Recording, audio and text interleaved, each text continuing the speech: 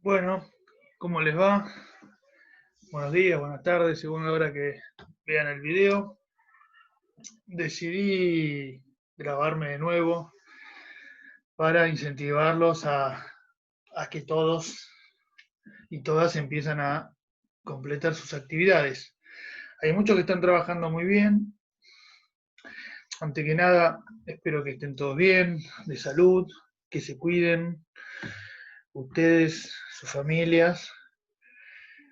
Y bueno, ustedes saben muy bien que hay que quedarse en casa, no hay que salir, o salir lo menos indispensable. Pero bueno, esto es un video para Matías Albornoz, Gonzalo Cuadra, Benjamín Giles, Tiago Ibáñez, Jeremías Juárez, Leandro Kupiski, Nahuel Lamas, Leonardo Méndez, Jeremías Ruarte, Emiliano Salomone, Tiago Soria, Facundo Torres, Sebastián Ortiz Vizcarra, Lara Altamirano, Raquel Álvarez, Luna Benítez, Rocío Bogado, Mía Evangelista León, Mía Fontana Esteves, Milagro Galarza, Naira González, Melanie Gormas Blas, Cruz Rolón, Celeste, perdón, Rolón, eh, Maitena Alue Ruiz y Paola Verón. Bueno, ellas son todos ustedes. Algunos vienen, como dije, entregando bien las actividades, otros no tanto. Por lo tanto, vamos a hacer un video para ver todo lo que venimos realizando. A ver, vamos a ver si puedo compartir la pantalla. Esperen. Esto... No. A ver si es esto. No, esto no es. Esperen un segundito. Tengo que poner acá. Ahí. Bueno. A ver. Acá está. Bueno, esto es todo lo que está en el blog, ¿no? Del trabajo 1 al trabajo 9, que es este último, que es de la prehistoria. Haciendo, yo me hice un machete para ver lo que venimos trabajando, acá lo tengo. Bueno, el trabajo 1, que es la sociedad y las dimensiones de la vida social, ahí lo voy a ir abriendo para que lo vayamos. Tiene más que nada que ver con entender cuáles son las necesidades básicas, ¿no?, que tenemos los grupos humanos, los seres humanos, que son las vitales, que son, bueno, la alimentación, eh, el, el, cobijo, la casa propia, ¿no?, digamos, la vivienda, y las necesidades básicas sociales, ¿no?, que tiene que ver con todo eso que hace nuestra calidad de vida, tener cloacas, tener internet, tener, digamos, educación, tener salud, todas esas cosas, o tener un hospital, digamos, para tener salud, todas esas cosas que hacen a una mejor calidad de vida, ¿no? Al poder, digamos, descifrar esos dos tipos de necesidades, entendemos que a través del tiempo, a través de la historia, las necesidades básicas vitales siempre fueron las mismas, ¿no? Siempre los seres humanos necesitamos de alimentación, de vestimenta, de un hogar. Lo que fue cambiando fueron las necesidades básicas sociales, porque si vamos muy atrás, con lo que estamos viendo nosotros en la prehistoria, no existía la educación, no existía la escuela como ustedes la consideran. Bueno, hoy es una necesidad básica, antes no lo era. Y así con un montón de cosas de tecnología, ¿no? Y por último, un punto tenía que ver con lo que son las necesidades humanas, ¿no? Cuando hablamos de necesidades humanas, hablamos de necesidades básicas, vitales y sociales. ¿Cómo se relaciona eso con las relaciones sociales? Es decir, para cubrir todas las necesidades humanas, necesitamos de los otros y de las otras. Es decir, por eso vivimos en sociedad y necesitamos de las relaciones sociales, ¿no? Para poder sobrevivir y cubrir todas las necesidades. Porque uno en la sociedad no hace todo, más en estas sociedades donde está todo fragmentado. Es decir, uno tiene una actividad particular, por ejemplo, yo soy docente, ¿no? Ejerzo una función en la sociedad, pero no hago mis propios alimentos. Los tengo que ir a comprar. Pero otras personas sí hacen alimentos, pero no pueden educar a sus hijos. Entonces tienen que depender de otros que hagan una función distinta. Entonces, y a eso hace la sociedad. Cada uno tiene una función.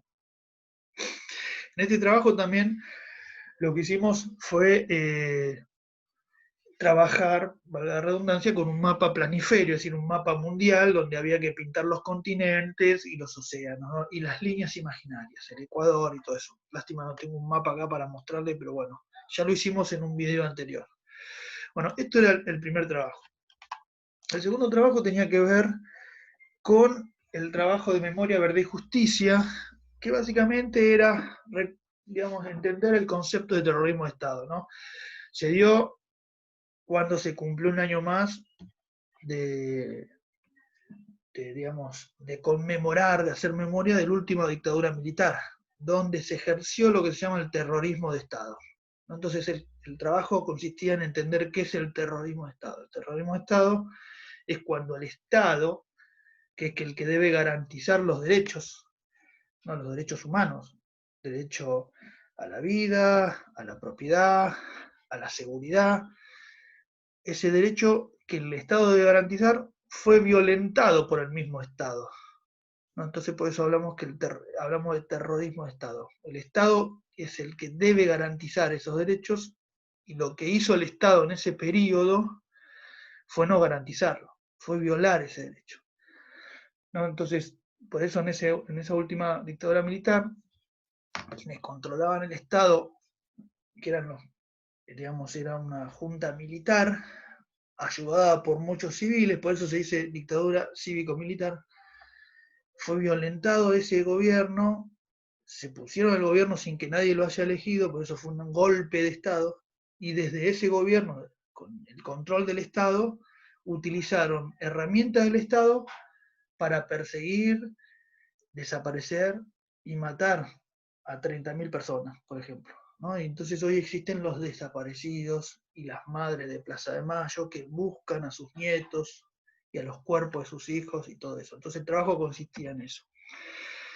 El trabajo número 3, que se llama las ciencias sociales, nosotros abordamos el concepto de nuestra materia, que se llama ciencias sociales, ¿no? Y primero había que entender qué estudian las ciencias sociales, ¿no? Para que sí, porque digamos, la ciencia en sí sola es la búsqueda de conocimiento, ¿no? Si hablamos de ciencias naturales, hablamos de búsqueda de nacimiento, de conocimiento, perdón, en lo que son las cosas de la naturaleza.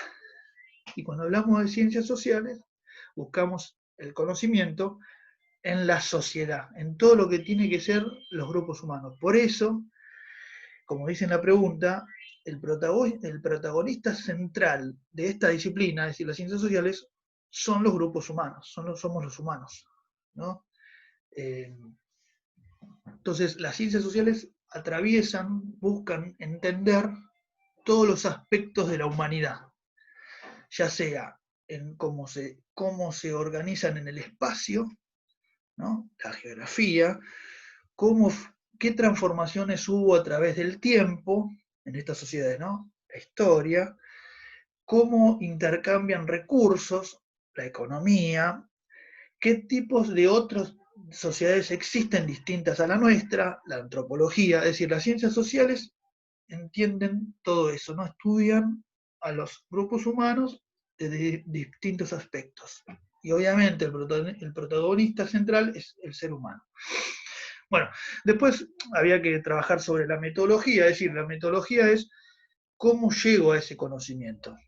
Por eso estas dos ciencias que indagamos en las preguntas 3 y 4, que son la historia y la geografía, son ciencias sociales.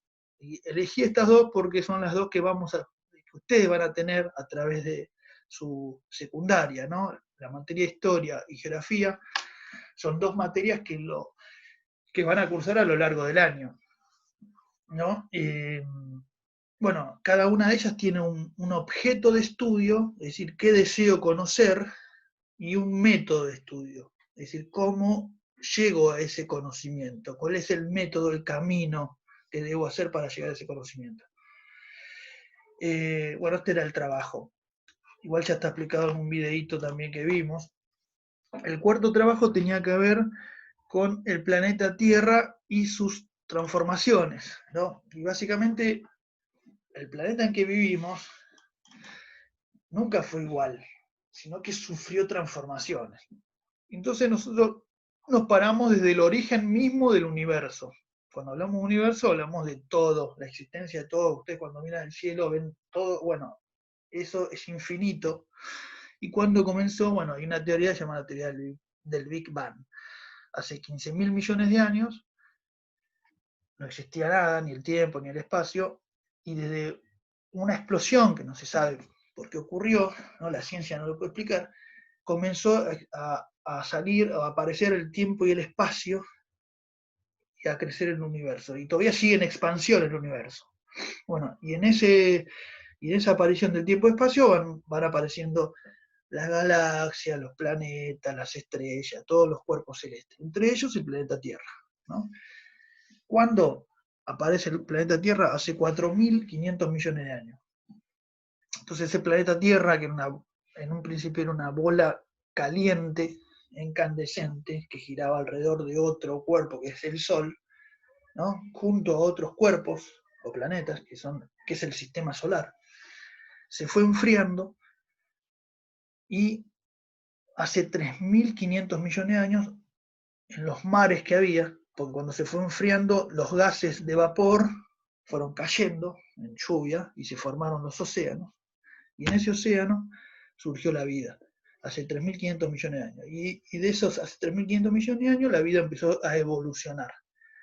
Y en esa evolución aparecimos nosotros los grupos humanos, que ahora vamos a ver cuando vimos el trabajo. Ahora, el planeta también sufrió transformaciones físicas. Es decir, los continentes tal como los conocemos actualmente, nunca fueron iguales. Acá se ve una fotito, por ejemplo. Acá se ve el supercontinente que había, que es el continente Pangea.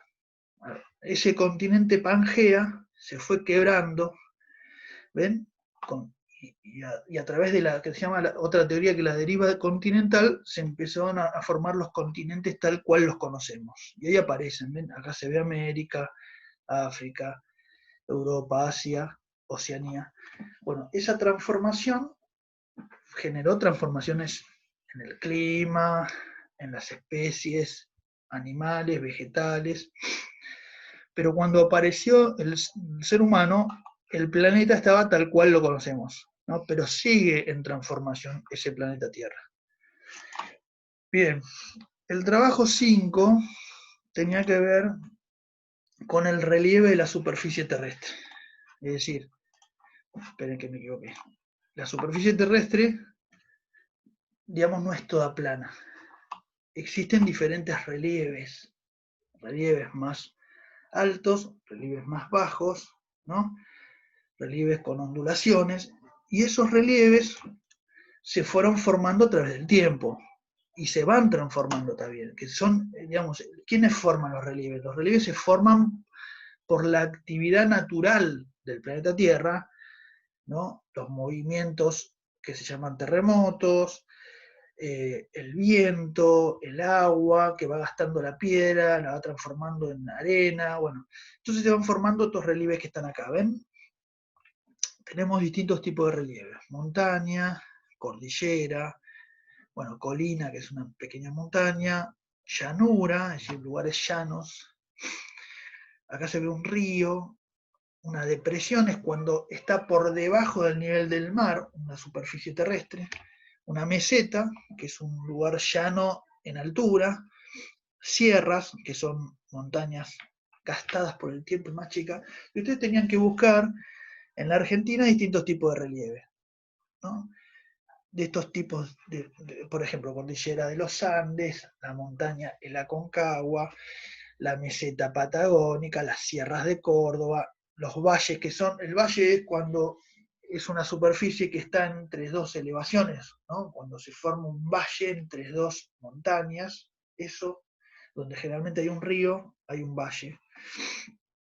Bueno, el valle de la quebrada Humahuaca, el valle de Gualfín, alguna llanura, como la llanura pampeana. Nosotros vivimos en lo que es la provincia de Buenos Aires, dentro de la llanura pampeana. Ustedes ven, alrededor no hay montañas, no hay nada, es todo llano, es una llanura, ¿no?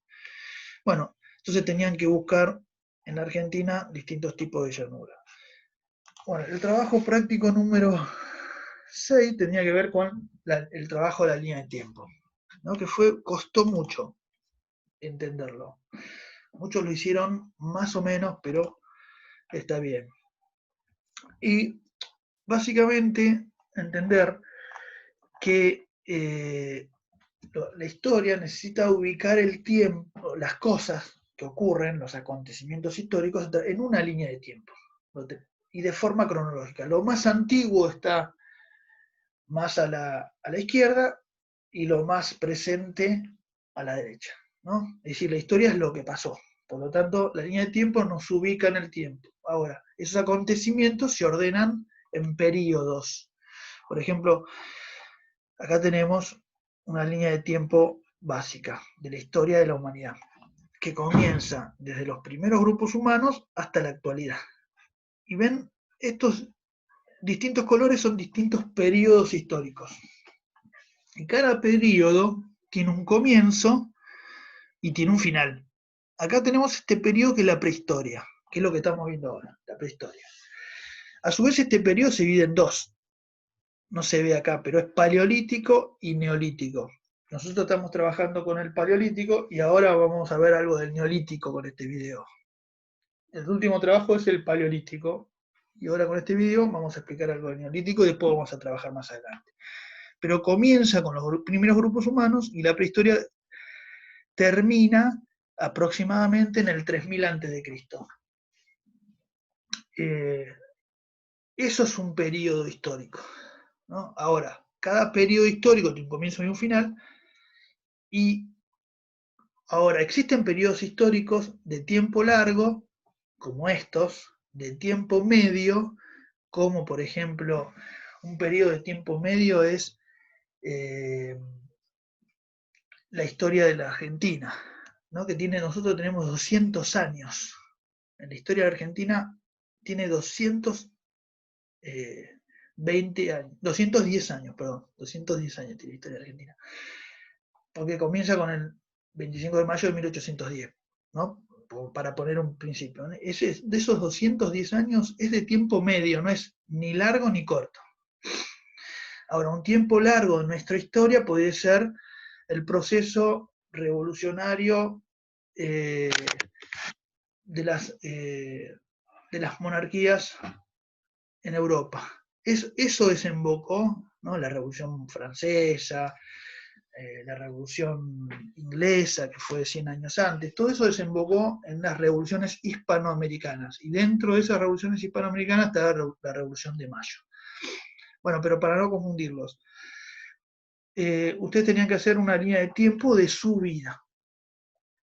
Y ese tiempo de su vida, muchas veces ustedes, y después contar un proceso histórico X de esa vida, porque ¿qué es un proceso histórico? Un proceso histórico es un periodo de corto tiempo donde existen acontecimientos importantes.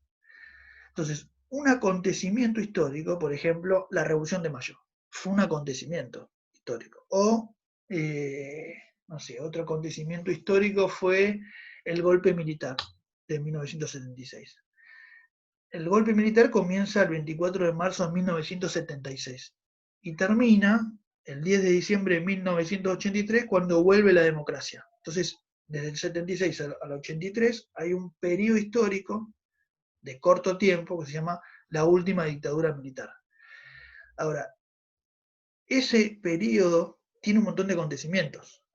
El primero fue el golpe de Estado, que fue el 24 de marzo de 1976. Después hubo un montón de cosas importantes. Por ejemplo, la noche de los lápices, ¿no? Que se van a cumplir ahora en esta semana. Mañana se cumple un año más de la noche de los lápices, que fue un acontecimiento donde hubo desaparecidos estudiantes, ¿no? De gente de su edad, que luchaban por el boleto secundario. Entonces la dictadura los hizo desaparecer y casi todos murieron, torturados, desaparecidos. Hay uno que fue sobreviviente, hay una película que la pueden ver. Bueno, todos esos acontecimientos van formando un periodo histórico. Ahora, ese periodo histórico o un acontecimiento tiene causas y tiene consecuencias. Y acá se puede ver las causas de por qué ocurre un acontecimiento y qué generó, qué cambios generaron ese acontecimiento, cuáles son las consecuencias. Hay consecuencias económicas, sociales y políticas. Bueno, por eso ustedes tienen que hacer una línea de tiempo y tenían que dividir su vida en tiempos cortos, por ejemplo, su educación inicial, ¿no? El jardín, su educación primaria, y explicar algún acontecimiento de su vida, cuál fue la causa y cuál fue la consecuencia. Así de simple era. El trabajo 7 tenía que ver con el trabajo de Belgrano, ¿no? Porque se cumplieron 200 años de la desaparición de uno de los próceres más grandes que tuvimos en la Argentina, que es Manuel Belgrano, que se lo conoce simplemente más que nada, por crear la bandera, ¿no? Pero Belgrano fue mucho más que eso, ¿no? Y ese trabajo tenía que ver con escuchar una música, una canción, ¿no? Y entenderla, qué significa Belgrano en la escuela, qué otras cosas sabemos de Belgrano, y había un video para ver de una descendiente de Belgrano, que es Jessica Belgrano, y entonces ustedes tenían que buscar otros datos de la vida de Belgrano y luego hacer un dibujo de Belgrano, y después voy a hacer otro videito con todos los dibujos que hicieron. El trabajo 8 tenía que ver con la evolución humana, ¿no? Y acá vemos cómo surgimos nosotros como seres humanos. Y es parte de una evolución. Nosotros somos parte de una evolución, ¿no? De esta evolución que vemos acá, de unas simples criaturas marítimas, celulares, hasta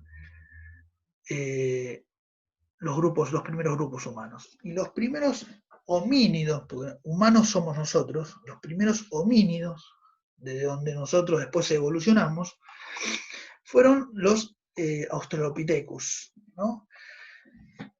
Hace 4 millones de años. Luego estos evolucionaron en Homo habilis, es decir, el hombre habilidoso, que es el primero que empieza a desarrollar herramientas de piedra, ¿no? Para cortar, para defenderse. Ese Homo habilis vivió en África, como el Australopithecus, evolucionó en el Homo erectus, que es el primero que sale de África a Europa, a Asia, evoluciona su mente, va creciendo, su capacidad craneal es más, digamos, más inteligente, desarrolla otras armas, empieza a cazar animales más grandes con lanzas, y ese Homo erectus evoluciona en el Homo sapiens, ¿no? Que somos nosotros. Evoluciona también en el hombre de Neandertal, pero no estaba en el trabajo, pero también en el Homo sapiens. Y el Homo sapiens desarrolla su mente, su capacidad creativa, y son los primeros seres humanos hace aproximadamente 150.000 años. Bueno, ustedes tenían que trabajar con eso, ¿no? Con la evolución. Acá se ve el Australopithecus, el Homo habilis, el Erectus y el Homo sapiens. Nosotros somos Homo sapiens. Y el último trabajo tiene que ver con el Paleolítico, que es la primera etapa del Neolítico, ¿no? Que es este de acá. Entonces había que trabajar sobre acá se ve la evolución, ¿no? Acá se ve la línea de tiempo, paleolítico neolítico. La de los metales es parte del neolítico, que es cuando los grupos humanos desarrollan la metalurgia, es decir, los metales, ¿no? El primer metal que se desarrolla es el cobre. Luego ese cobre lo saben, aprendemos a mezclarlos con otros minerales y formamos el bronce. Y luego se descubre el hierro, ¿no? Y el hierro es más duro. Y luego el acero, y bueno. Y había que trabajar primero cuáles eran las distintas etapas del paleolítico, el paleolítico inferior, medio y superior, ¿no? Cómo se va desarrollando la humanidad en esos tres periodos, y cuál es digamos, cómo la principal actividad que tenían esos grupos humanos eran cómo resolver su alimentación. Y su alimentación se resolvía cazando y recolectando. Es decir, los grupos humanos no producían sus propios alimentos, como lo hacemos ahora, ¿no? Hoy producimos nuestros propios alimentos. Bueno, en ese momento los grupos humanos se apropiaban de lo que producía la naturaleza, ¿no? Los animales crecían de forma silvestre, las plantas crecían de forma silvestre, y los grupos humanos iban y recolectaban las plantas para alimentarse y cazaban sus animales.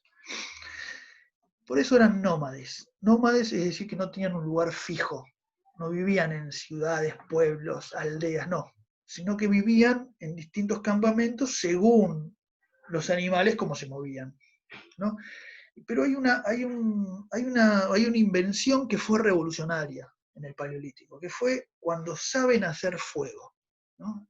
Imagínate, de no saber hacer fuego, a decir, mira, si hacemos con dos ramitas, hay chispas. El control del fuego generó un montón de cosas. Una es que se puedan calentar en épocas de frío. Dos, iluminar a la noche, en cavernas. Tres, ahuyentar animales. Cuatro, cocinar, ¿no? Y ese cocinar generó hábitos alimenticios distintos a comer la carne cruda. Ese cocinar también generó que la puedan conservar más a la carne. Hacer fogatas y alrededor del fuego empezar a socializar en grupos, ¿no? Todo eso generó el fuego. Y ahora vamos a trabajar, ahora voy a buscar un PowerPoint que armé con lo que es el neolítico, que después vamos a hacer una actividad. A ver si lo encuentro, esperen, Acá no está, esperen que tengo que abrirlo. Un segundo. Bueno, no puedo abrirlo. A ver. No. Esperen que hagamos. Acá está. Ahí lo vi. Bueno, esperen que lo abro. Acá está. Entonces. Ahí. Esperen. Ya estoy, Ya estoy. Acá está. Bien. Vamos al principio. ¿Se ve ahí? Esperemos que sí. Bueno, ahora, cuando hablamos de neolítico hablamos que fue una revolución, porque fue revolucionario. Es decir, hubo un cambio muy profundo en la sociedad, ¿no? Entonces por eso se habla de revolución neolítica. Acá vemos la línea de tiempo de la prehistoria, ¿no? Que comprende el paleolítico, que vinimos trabajando, y el neolítico, y la edad de los metales, ¿no? Como dijimos en el paleolítico, los grupos humanos eran cazadores, recolectores y pescadores, dicen ahí. Pero con el neolítico, que fue aproximadamente en el 10.000 a.C., hace 12.000 años atrás, los grupos humanos, algunos, no todos, ¿no? Porque siguió habiendo grupos cazadores-recolectores, y es más, los sigue habiendo en algunos lugares del mundo, pero eso no los hace inferiores, sino que cazando y recolectando, ya está, no hace falta ir a producir, ¿no? Porque la naturaleza la sigue ofreciendo eso. Pero algunos grupos humanos descubren la agricultura y la ganadería. Es decir, producir alimentos, vegetales y animales. Y ahí estamos hablando del Neolítico. Y eso fue revolucionario. Acá vemos ver en el Paleolítico cómo los grupos humanos se las ingeniaban para cazar, ¿no? Se vestían con esas cosas, entonces se acercaban a los animales y les clavaban en una lanza, llevaban alimentación. El ser humano no producía a este ciervo, sino que lo producía la naturaleza, no los criaban ellos, sino que los iban y los cazaban, lo que la naturaleza generaba. Bien, acá se ve la caza de un mamut que se extinguió, más o menos en la época que empiezan a desarrollar la agricultura, ¿no? Ahí vemos una familia, un grupo humano, con intenciones de cazarlo, ¿no? Para proveerse de carnes, cueros, ¿no? Para hacer sus chozas y otra cosa. Ahora, cuando hablamos de Neolítico, hablamos de la agricultura. Ahí se ve una aldea agrícola, ¿no? Con gente trabajando la tierra y cultivando, en este caso se ve trigo, pareciera ser, ¿no? Acá también se ve una aldea agrícola, ahí pueden ver ya domesticación, porque digamos, cuando hablamos de agricultura hablamos de domesticación de plantas, el control de la planta por el humano, la domesticación. Pero también se ve domesticación de animales. ¿Ven? Ahí un jabalí, un chancho, el perro, que fue el primer animal domesticado, ¿no? El de un lobo, que, digamos, se domesticó en un perro común y corriente que todos conocemos. Y acá se ven algunas vacas, ¿no? Que les proveía de carne, leche, cuero, grasa, ¿no? Un montón de cosas más. Y ahí se ve, bueno, una familia, una aldea con chozas, ¿no? Entonces, con la domesticación de plantas y animales aparecen las primeras aldeas, las aldeas agrícolas. Y dejan de ser nómades para ser sedentarios, es decir, vivir en un lugar fijo. ¿Y dónde iban a vivir? Lugares donde había agua, ¿ven? Lugares donde había ríos. ¿Para qué? Para tener agua potable, ¿no? No tomar, y además regar sus campos, porque las plantas que vos producís necesitas regarlas, ¿no? Entonces, con la aldea ya se produce lo que se llama una especialización. Algunos se dedicaban al trabajo de la tierra, como vemos acá, ¿no? Y a la cosecha, otros a la molienda del grano, otros se dedican a la construcción, otros a la cocción, otros al cuidado del ganado, carpinteros, tejedoras, los que hacían los cacharros de arcilla.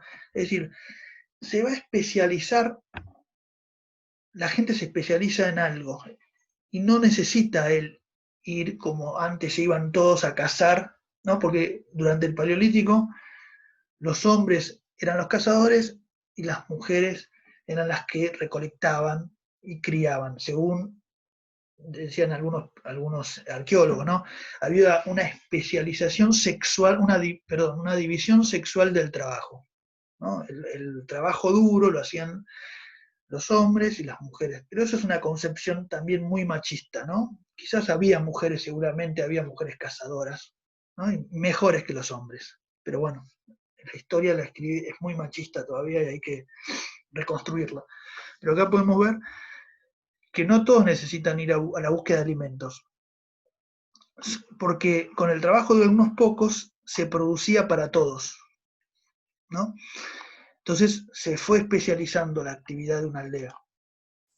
Ahora también nos preguntamos por qué un día para el otro los grupos humanos decidieron producir sus alimentos, ¿no? Hay una causa, o varias causas. Acá yo junté algunas. ¿Por qué algunos grupos humanos, me faltó terminar la pregunta, desarrollaron la agricultura y la ganadería? Era la pregunta. Primero, entendemos que hubo un cambio climático. En el 10.000 a.C. hay un cambio climático, es decir, se termina la era del hielo. El planeta Tierra se empieza a calentar. Y hay muchos animales, como el mamut, que se extinguieron. Y eso generó también la extinción de muchas plantas. Entonces los grupos humanos tuvieron que buscar otras formas de alimentarse. Otra es el aumento de la población. Había más bocas que alimentar, por lo tanto, lo que daba la naturaleza quizás no alcanzaba, había que producir más. Y la otra fue un cambio en el mundo de las ideas. Algunos sabios se dieron cuenta de que si se producía la tierra, si se trabajaba la tierra, ¿no? Iban a crecer alimentos, y eso generaba además que la sociedad se divida en dos clases, los que dirigen y los que trabajan. Y el mundo sigue siendo igual. Los que tienen el poder y los que tienen que laburar, ¿no? Entonces ese cambio en el mundo de las ideas genera lo que es que un líder le diga, bueno, hay que trabajar la tierra, y ese líder se apropia de muchos de ese trabajo del otro, ¿no? Ahora, todo eso generó consecuencias, ¿no? Como yo le decía al principio, que en un acontecimiento o en un proceso histórico hay causas y consecuencias. ¿Qué consecuencias hubo? Hubo consecuencias del tipo económico, social y político. Consecuencias económicas, hay excedentes de alimentos. Es decir, hay más alimentos para una población. Por lo tanto, si te sobra, vos podés intercambiarlo con otra población. Entonces surge el intercambio comercial, ¿no? Los primeros, es decir, yo produzco mucho trigo, me sobra trigo, nos alimentamos todos, me sobra, ¿qué hago? Lo vendo, lo intercambio por otro producto que yo no tengo, ¿no? Otra población produce maíz, estoy diciendo cualquier cosa, pero bueno, no importa.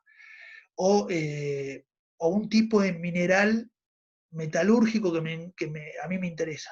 O sea, en un lugar determinado, una población consigue, no sé, bronce. Entonces yo se lo intercambio y eso genera relaciones comerciales. Por eso hablamos de economía. Sociales. Como les decía yo, hay una división del trabajo. Algunos producen alimentos, otros producen textiles, otros construyen casas, otros producen carne, no sé. Y eso genera a su vez una jerarquización de la sociedad, es decir, de una clase dirigente, los que dirigen, los que gobiernan y los que trabajan, ¿no? Entonces ya empieza a haber divisiones sociales, cada vez más marcadas, ¿no? Porque durante el Paleolítico existió una igualdad importante entre la sociedad. Ahora se empieza a dividir la sociedad entre los que mandan y los que trabajan.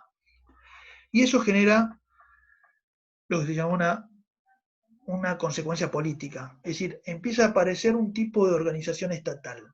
¿Qué quiere decir esto? Un líder de la aldea que empieza a cobrar impuestos en forma de tributo. Y ese líder no trabaja, sino que se apropia del impuesto y les da protección, ¿no? Entonces aparece alguna figura, el Estado empieza distinto al Estado moderno en que vivimos, pero con algún tipo de organización similar, ¿no? Bueno, eso fue todo. Espero que les sirva el video y bueno, cuando vea, espero que me sigan mandando los trabajos. Yo este video lo hago para que sigan mandando. La semana que viene va a haber una actividad para neolítico, para que este trabajo lo afiancemos mejor. Bueno, nos vemos. Voy sacando esto. Hasta luego.